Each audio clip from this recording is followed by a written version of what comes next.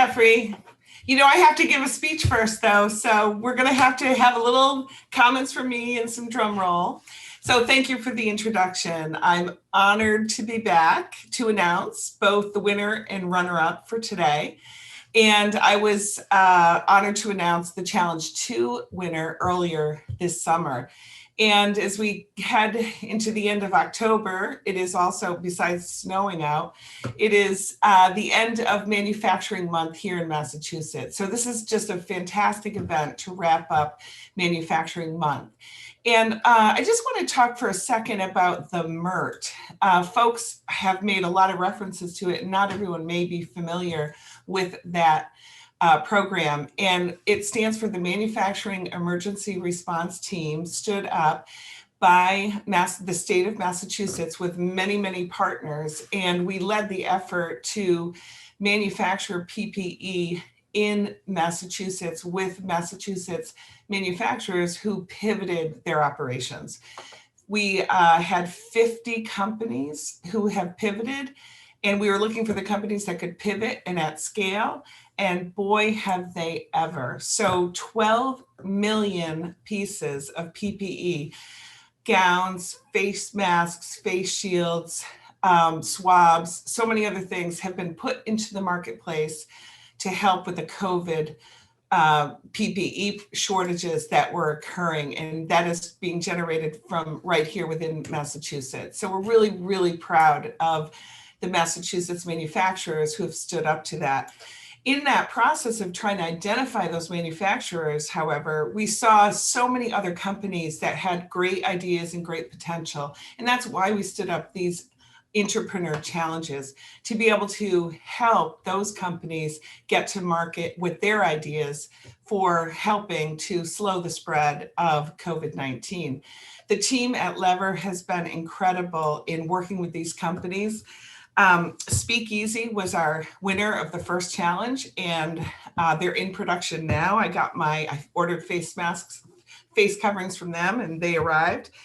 Caroline was the second challenge winner, and they also recently won a Gold Stevie Award in the Most Valuable Product category in the 17th Annual International Business Awards. So great kudos to Caroline. Another company in the challenge, number 2, just received an order for medical gowns from the federal government totaling 12 million gowns, a huge order for this company.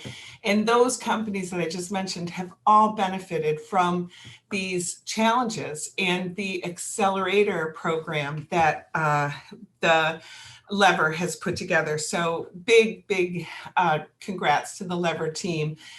No matter who the winner is today, and I'll announce it in a second, you're all winners. And just listening to these presentations, I hope that there's some private chats going on right now about, hey, I can test air quality over here, and let's roll in a device to mitigate that air quality. I hope those partnerships are being formed, and that's part of the magic of what we are doing here.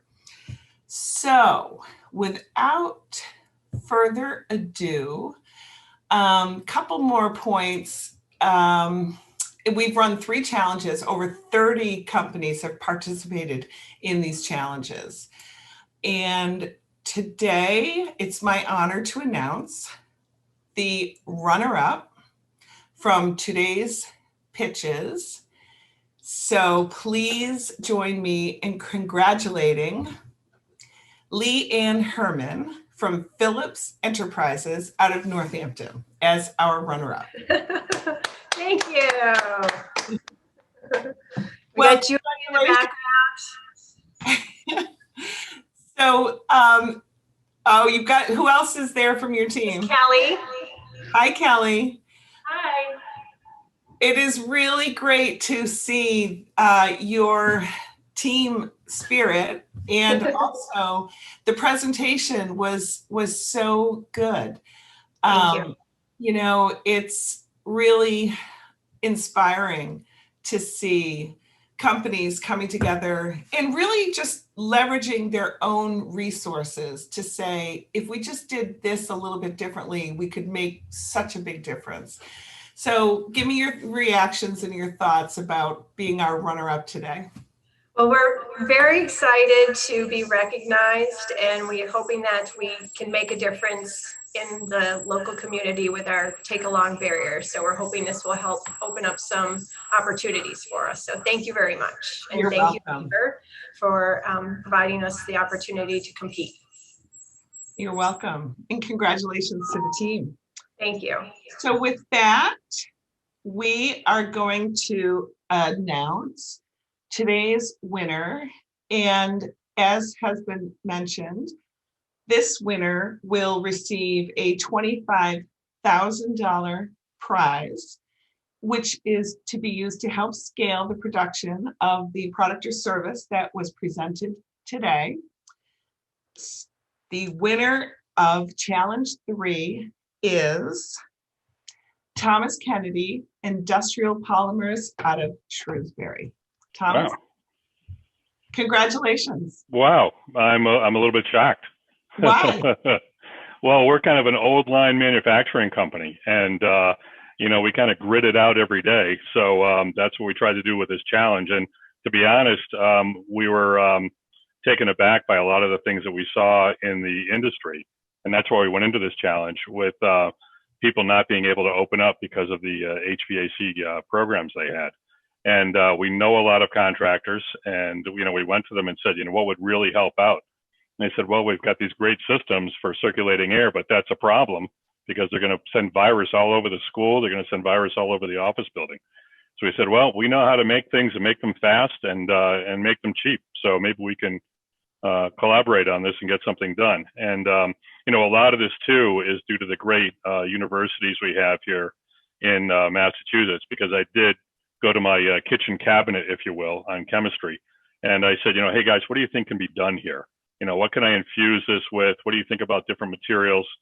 And, got a lot of nice leads from people on that through MIT, through the Harvard Nano program, and also through WPI. So it was, great collaborative, I think, through our educational group as well as our industrial group. So, yeah, that's wonderful. I'll tell you what, we've got a great workforce here, and they're going to be pleased as punch on Monday when, if not sooner, when they hear this. They're all gone for the day because it's snowing, and we let them go early because they got to get home and brave the roads and everything, and they work hard all day here. We have 10-hour days, 4 days a week, and then they'll come in and do inventory and catch up on Fridays.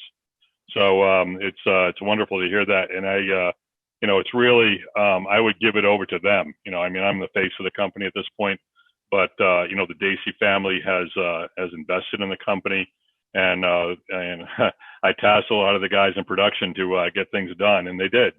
And they had to interrupt tasks they were doing. They've got things to get out the door, and they see me coming, and I was like, oh no, here we go. I gotta go do something crazy for Tom to get it ready, but it's worthwhile.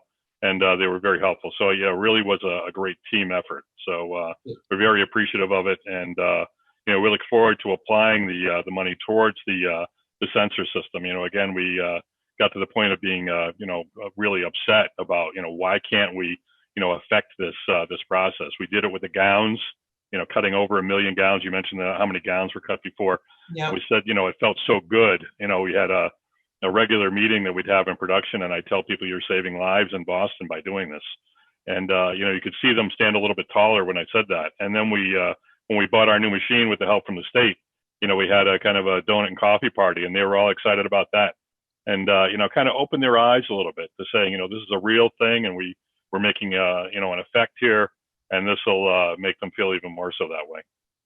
Well, thank you, Tom. You really have a vision captured right there on the future of manufacturing in Massachusetts. You could talk about it as an old line manufacturer that grits it out every single day, but at the same time, you have that spirit of innovation and drawing upon our asset of our university base. I mean, that is the combination, and the workforce that is going to drive success in manufacturing forward. So thank you for your leadership.